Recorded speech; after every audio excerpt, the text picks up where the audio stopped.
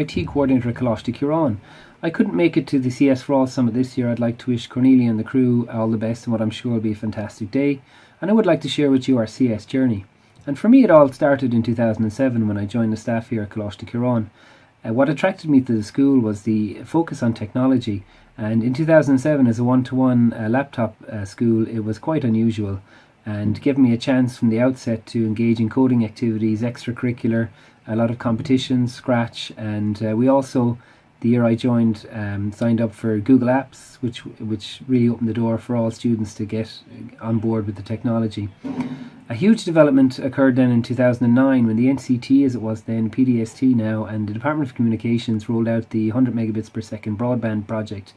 We had been using a 3 megabits per second rural connection across the whole school, and the 100 megabits really revolutionised what we could do in school in terms of access to the internet and online platforms. And it was really transformational and one of the best decisions ever made, I think. In 2010 then, in terms of CS, was our first big landmark. Annette McElligott at the Department of Computer Science in UL was reinvigorating a Leaving Cert programme. So UL decided a syllabus, they set an exam, and then we would correct project work in school. And the students that engaged could use the Leaving Cert Computer Science exam, the UL one, for points at WIT, IT Tralee and UL. The admissions office would apply the points in lieu of a lower scoring subject. And for the students that did it, for many of them it meant a difference between getting the course they wanted and not. And for UL it also ensured that they would have some reach out into schools. And as we know, and will probably be discussed today, there's a huge dropout rate in third level in terms of CS. So this was a very kind of mutually beneficial initiative. Then in 2012 we became a network school for the new junior cert, as was the name given to the pilot schools, and I began working on a coding short course.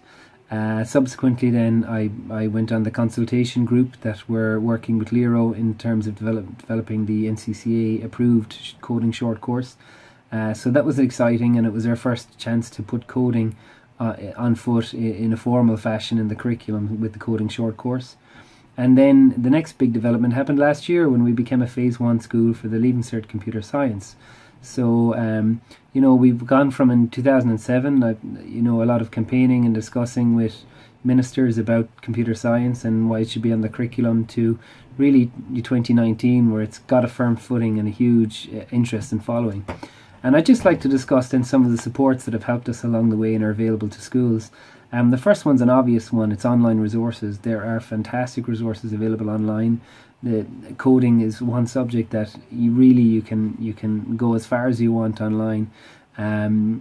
So resources we would have found useful is Scratch, Make Code, Khan Academy, Code.org, all the online platforms, ranging from lesson plans to full courses.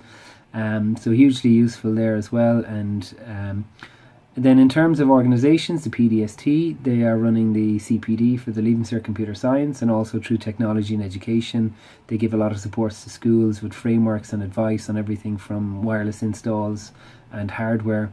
And we would have worked over the years, and Tom Lonergan is probably one of the main contacts we would have had there for all things tech.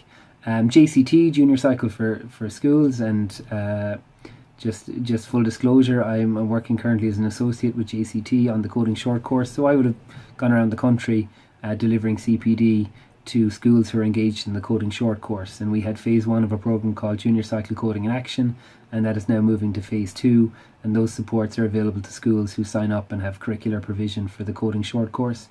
And one of the key things over the years for me in terms of computer science, in terms of support, has been CESI. I've joined the CESI list shortly after I started teaching, and it's been absolutely massively beneficial in terms of networking, in terms of the conference every year. For many years it was one of the only outlets that computer science hobbyists and teachers had. Now there's of course lots of CPD and lots of conferences and cs4all and everything going on, but CESI has been the one constant, and a very active discussion forum online. And they've also got now a general IT forum and also a specific CS forum. So if you're not on there and you're interested in the area of computer science in education, you've got to get on there. And then the NCCA support through their specifications, assessment guidelines and exemplars of work. So I'm available on Twitter at conpower, and I love discussing all things CS. So once again, I hope Cornelia and the crew have a great day today, and if you have any questions you can hit me up on Twitter. Thank you.